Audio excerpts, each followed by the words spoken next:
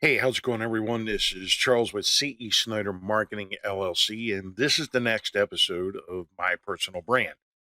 And today, I wanted to talk more about one of the topics that I touched upon last night. I live streamed last night that, and I was talking about like branding, marketing, distribution, and how that all comes together, how you actually build that.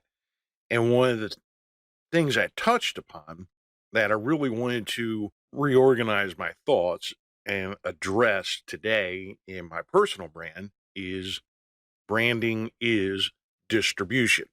Your branding equals distribution, what your distribution is. So, one of the first things I talked about last night in branding was what is branding? Branding is your name, the name of your business, the name of your product or service, something along that line. All those are different aspects of branding. They can be related, but they're all separate entities as well. For example, my name is Charles. I'm the owner of Snyder Marketing LLC. My personal brand is not exactly my agency brand. They're related, closely related, but they're not the same thing. Additionally, stuff like our Marketing Ninja Weekly Kicks Club, something that my agency has developed, is marketing. There's a certain level of branding that comes along with that marketing of that program. It's associated with my agency, my face is on it. So, yeah, it's all kind of like interrelated, but they're separate parts of the pie. So, an example I used last night was Coca Cola, one of the examples. Coca Cola, as soon as you say Coca Cola, there's several things that pop into your mind.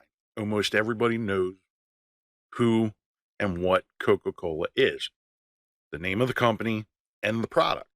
It's a soft drink, a soda.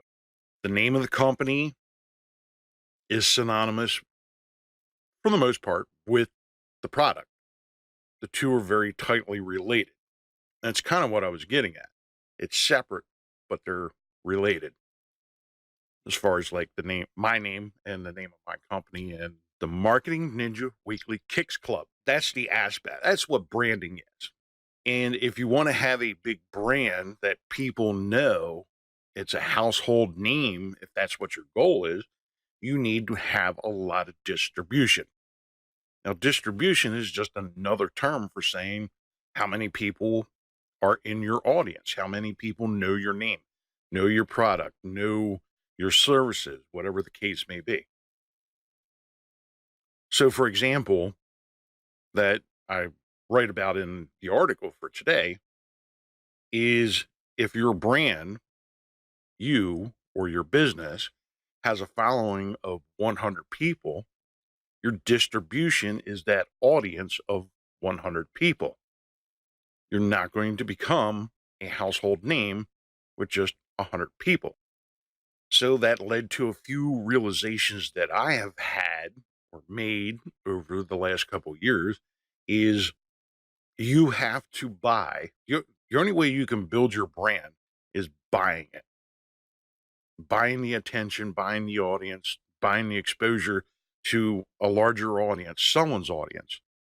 Someone is always paying for that, not necessarily you, but someone is always paying for it. And one of the examples I used last night was talking about artists. Like my favorite band is Journey. I love Journey. When Journey first started out, they didn't have money. They didn't have money to pay for marketing. They didn't have money to pay radio stations to play their music. They didn't have money to rent stadiums, to have concerts and stuff like that. Someone else paid for their exposure, for their fame. Distribution is just another term for fame, how well people know your name. So, record companies, labels, Journey worked with several different labels.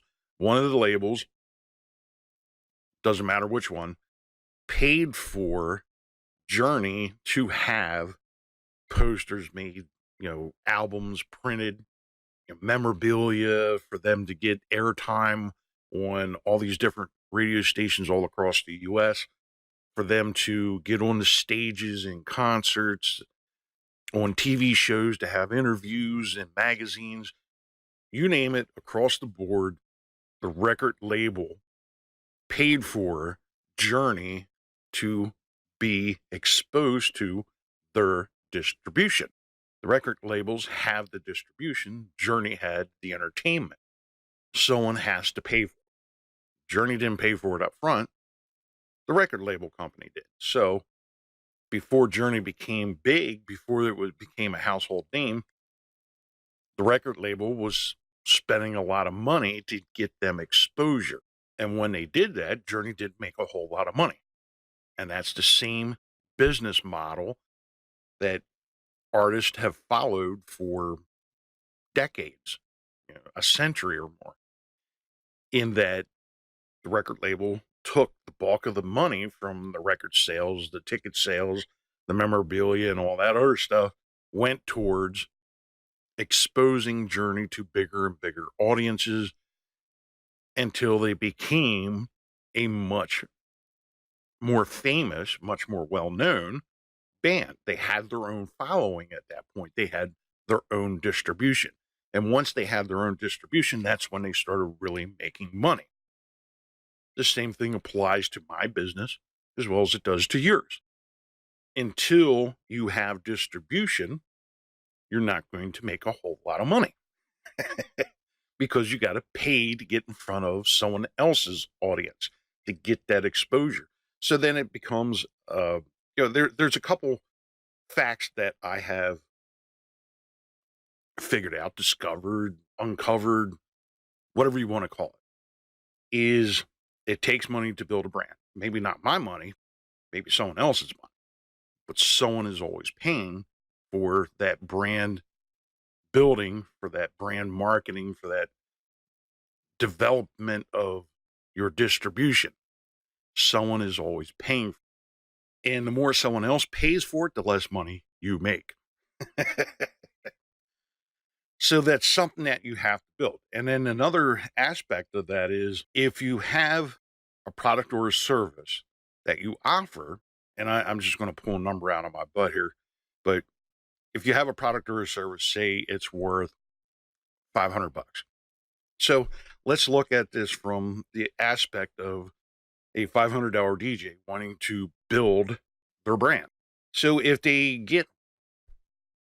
advertise, say they spend $500 to get one wedding, they only charge $500 for that wedding. So, and this is the kicker. So if they spent $500 advertising, they only got one wedding out of that advertising.